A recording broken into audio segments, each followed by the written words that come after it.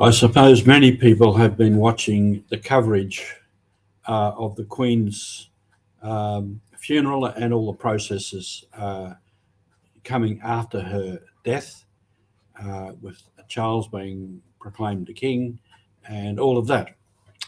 And it's still going on this morning. Many commentaries still going on about many aspects of it. Now, I don't want to join that, but I'd like to make a reflection on that.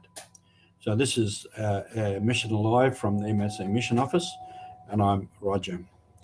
One of the things that we may have noted was often people saying things about the Queen's faith and how strong that faith was and how important it was in her life. And certainly she was a great believer. She believed in what Jesus taught in the good news, and she lived by it. So her dedication, her service to duty is obviously a great example of love of her people. And this is something that we can reflect on. Now, certainly, she was Queen for many years, and in that she has influenced many, many people in many different ways. And people at all levels, certainly at world level, many leaders over many years, and also her people. She had a touch for her own people. And many stories about her are very human, very down to earth, showing a great strength and a great service to the people. And as has been commented 2 days before, she was on duty receiving the resignation of Boris Johnson and appointing the new Prime Minister. Now, just to reflect on that, this is a Christian duty of service out of love for people.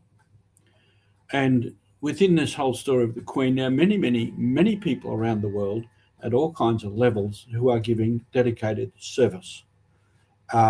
Certainly will not be recognised the same way the Queen did, because they're not on the same stage of the world and of history. But many people, because of their faith, because of their following out of their faith, living by their faith, give great service in many different ways. And often we don't recognise those, and we don't have to recognise everything. It's just, it happens. And maybe many of us, we also give service and dedication, and we attend to duty. You know, how many times in the morning you just don't feel like doing what you should do, but you get up and you get on with the job, and you do what needs to be done. Some days it's easier, some days it's harder.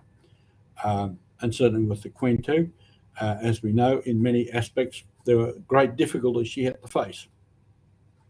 Certainly she had great difficulties with her family. Certainly there were a lot of things within the politics of the UK and on the Commonwealth. And she seemed to have an ability to cope with that and to come through it. And her dedication to being informed about things. And that's been noted too by many leaders who have met her over the years, how well informed she was about many, many things. And all that was part of her duty. We have our duty, we have our service, we have our faith to see us through that. And sometimes that's the only reason we keep going. If we're tired, if there's a lot of difficulties, if it's hard to keep going, it's just our sense of faith. And for me, I've come to the realization that, early on, I was called to something. I was called to a mission. And I've endeavoured to follow that. And it's taken different turns, different twists over the years. Certainly a lot has been difficult. Many times I've been very, very tired. I've been sick. It's hard to continue. And the temptation is to give up, run away. I must admit, sometimes I've said that to the Lord. I said, I'm out of here. I want to go. And there's been no reply, except, I thought, just get on with it. Rog, just get on with it. I'm here. I'm supporting you. Just keep going, and you keep going. And so, out of all the coverage and all the pageantry and everything that's going on in London and Balmoral and these places at the moment, it's all over now. The Queen stands out as a woman of service, of courage, strength. And out of that, what I note is amongst all the people in the UK, and particularly those thousands and thousands who turned out on the streets in those queues, a great sense of community. They are all coming together because of her. So even in death, she has done a lot to unite the people. And that spreads further than the UK, here in Australia, all over the world, in countries where we belong to the Commonwealth and other countries that don't. There is that sense that this woman was something special. And in her memory, people have come together and people have formed community.